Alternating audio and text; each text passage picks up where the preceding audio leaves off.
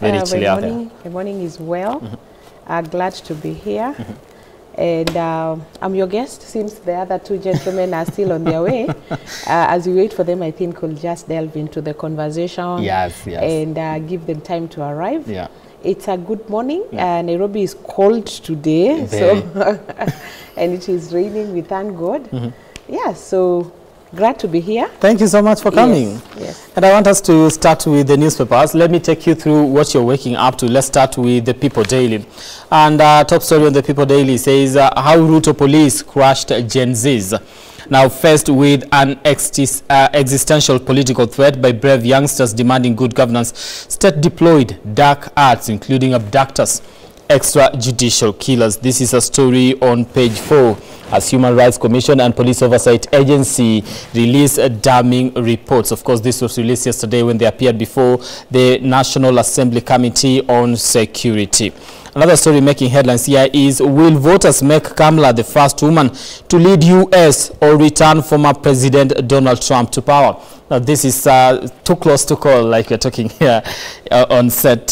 So you're just following on this and get to see what we can pick and how the polls are actually going to turn out as we progress.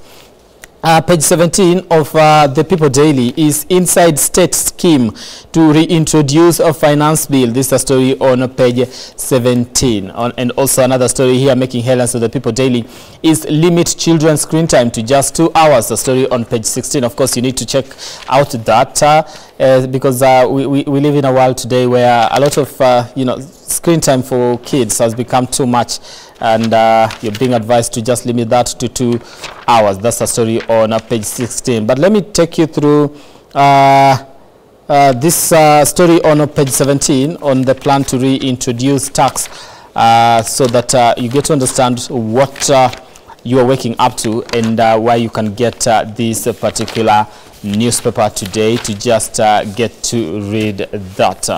And of course, Kenyans should brace for more pain in the pocket if the proposed new taxes proposed by the National Treasury are passed by Parliament. Now, the Tax Laws Amendment Bill 2024, which has since been published, seeks to introduce taxes to commodities such as fertilizers, diapers, and sanitary towels. Now, going by the recent voting patterns in the National Assembly, the bill is likely to sail through with ease, considering that it has been proposed by the executive.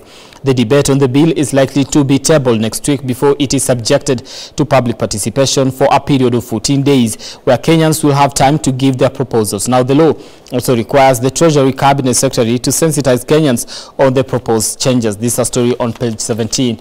You can grab this particular copy and get a look at that. Also, what's making headlines on the Daily Nation, we have America's choice. It's election day in the United States of America. It started as a showdown between incumbent Joe Biden and the man he had dislodged from the White House after 4 years, Donald Trump. But towards the tail end of the divisive campaign, the contest had yet another sudden twist. President Biden, heavily criticized for a series of missteps that cast doubt on his suitability for the job, gave up his re-election quest. Now it was left to Vice President Kamala Harris to carry the Democratic torch against the powerful Republican candidate, culminating in the dramatic outcome in one of America's most consequential elections. This is a story on page 4 and 5, and of course photos there of Donald Trump and Kamala Harris, and people lining up to cast their votes in the 2024 U.S. elections on the morning of Election Day outside the Billings Park Community Center polling station in Superior, Wisconsin. That is yesterday. That photo, of course, on that particular newspaper, the Daily Nation. And a day in the American politics that we as Kenyans here are following closely to bring you up to speed on who will be the president of the first world country. So another story making headlines here is Raila's AUC power team ex-diplomat top strategist run his well-oiled campaign. A story on page 6. Star changes changes tune on SHA. Non-salaried will now have option to pay premiums monthly.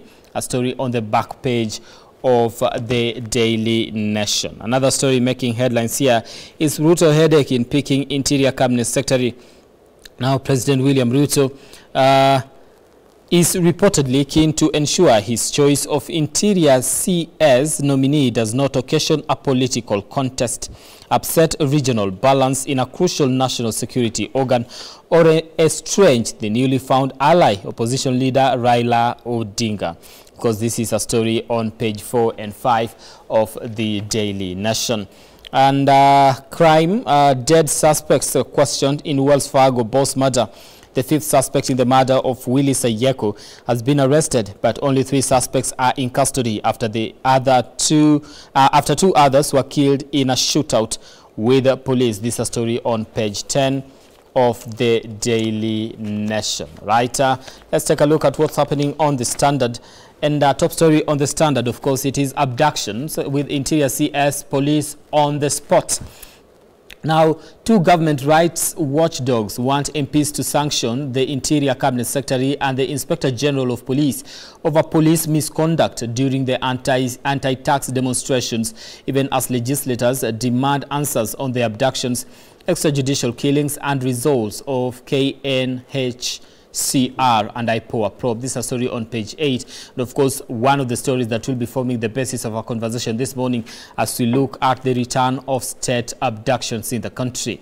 Another story making headlines here is why bottom-up model is struggling.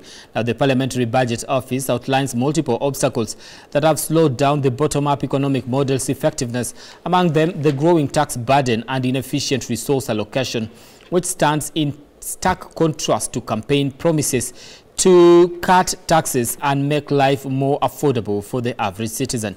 A story on page 4 of the Standard. Fresh bid for free education. Kiambu Senator Karungo Thangwa wants 112 billion in various bursary kits consolidated and used to fund free secondary education. Page 5 of the Standard. And also on matters business, KRA goes after nil tax filers. Now the government is expanding mandatory use of personal identification numbers for various government services to improve tax compliance. A story on page 20. All right. America decides Kamala versus Trump. Who will it be? While day reckoning, Americans went to the polls yesterday in an extraordinary U.S. presidential race, the tightest and most volatile White House contest in modern times, and which will either make Kamala Harris the first woman president or hand Donald Trump a comeback that sends shockwaves around the world. This is a story on page 2 and 3. Let's take a look at what's happening on the Star. Now, the Star reports in cold blood, who will stop these killings? Well, the gruesome nature of murders has sparked a nationwide outcry, with many calling on President Ruto to declare the situation a national disaster. A story on page 4 to 5 of the Star. Of course, talking about our femicide cases that have been on the rise in the country. Court summons IG Kanja as Pendo case adjourned. Now, Police Chief Douglas Kanja has been summoned in court as the baby Pendo murder case failed to take off yet again, after 2 of the suspects failed to show up. Now, 12 police bosses who are believed to bear the greatest responsibility for the killing during the 2017 post-election chaos in Kisumu were to be charged on Tuesday. Sanction Interior CS over Gen Z killings. Now, this is the Kenyan National Commission of Human Rights. A state-funded human rights agency now recommends to Parliament to sanction the Interior boss and police chief over massive human rights abuses, including killings during youth-led protests. In a submission before MPs, KNCHR talked of blatant abuse and violation of human rights during the Gen Z protests. Another story here, why counties are losing billions in own source revenue. Of course, a story on the Star. And 35 years in jail for 2 suspects who killed athlete Kiplagat. Also on this Star. Now, I want us to take a look at, before we get into our conversation this morning, just what you're waking up to, because some of these stories will be forming the basis of our conversation as we continue with the show this morning. Let me start with what's happening abroad. Let's call it that. Kamala versus Trump. Who will it be? I want to ask you a question that probably I know your answer. Yeah. Who are you rooting for this particular election? You know, I'm rooting for Kamala Harris for obvious reasons. It will be great. First of all, she has shown her capacity as a woman leader, and I have no doubt whatsoever that she can make a very good president. and I support her. It would be nice to have a first American, a first black, a woman of color as the president of the U.S.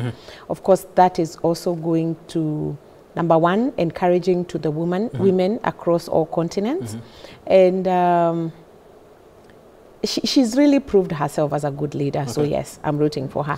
But looking at politics, the way politics is. I think as it is right now, Trump is leading, but of course we know that there are other things that can actually make this change completely, including the swing votes that we expect from certain states, and the fact that of course we have not tallied everything. So until we open all even the mail, the ones that came via mail, then that is the only time we can say that this is the person who is winning and this is the person who is losing. But what has politics taught us? You to celebrate too early, because they could be having a Tarakanidi in the US, and that changes so everything. It is not over until it is over. Until it's over. But what do we learn from the way this election, these campaigns have been conducted ever since the announcement that actually she'll be going for this particular seat, and the way Donald Trump actually came back to the race, despite the history that we've had with him, especially in January 2020, I believe, with everything that has happened? And the way the elections, the campaigns have been conducted, it's been a very... I think the campaigns have been conducted well. Unlike the other time when actually Donald was facing off a male opponent, this time round I think he's been a bit controlled in terms of even what he says and that kind of a thing. Maybe because he also realized that he was not just dealing with a woman, and he was actually dealing with a woman who has been in that position as the Vice President of the United States. I would say they have actually, both of them this time around, they have managed themselves with a lot of decorum, and that is something we can actually pick and replicate here, or emulate them as a people. Okay. I also want to talk about why, to some extent, this election is important just for, the whole world. The globe is watching, because everybody seems to be interested in what is happening in the United States. Yeah. Everybody continues to watch, and more so Africa, because, Africa will always look up to the U.S. for some pro-Africa policies, and as it were, when you look at even the other presidents who have been there before, there's been a lot of promising and delivering. So I think this is important, because people believe that maybe Kamala Harris, being a woman of color, is a lady who can actually now make that dream come true. Maybe she can actually promise and really make it happen. If you look at, when she visited Zambia and Tanzania, she seemed comfortable around the Africans, and therefore people think that she has these pro-African policies. But then America, as it is, they will always put their interest first. So I think at times we also expect too much from the United States of America as a people and as a continent, and it is time we also start managing those expectations. Okay. Yeah. I want us to move to something different here, and some of the things that are making headlines, and talk about the plans to actually get to reintroduce finance bill in through the Act of Parliament. And you see, this is one of the reasons as to why people took to the streets to express their dissatisfaction with the government, especially in this year in July, and what we've called the Gen Z protest that rocked the country. It came as a result of the finance bill. Of the finance bill, I beg your pardon. And right now there's a plan to reintroduce that. With the same people that criticized it are now at the helm of now planning to introduce that through an Act of Parliament. When we look at this happening here in the country, we understand that we have a state that needs to run, but at the same time, when the public says no to something, is that not a thing to put into consideration? How exactly do we balance this particular act? Two things here. One, we have, just like you said, we have a nation with a development agenda, and that development agenda can only run or can only be pushed when the state has financing. And it is time that we also start self-funding ourselves just locally. other than just depending on funds and money that will come and resources that will come from out there like we've always done before. Okay. However, you've also raised a very potent question on this is actually what led us to the streets. Will Kenyans not go to the streets again?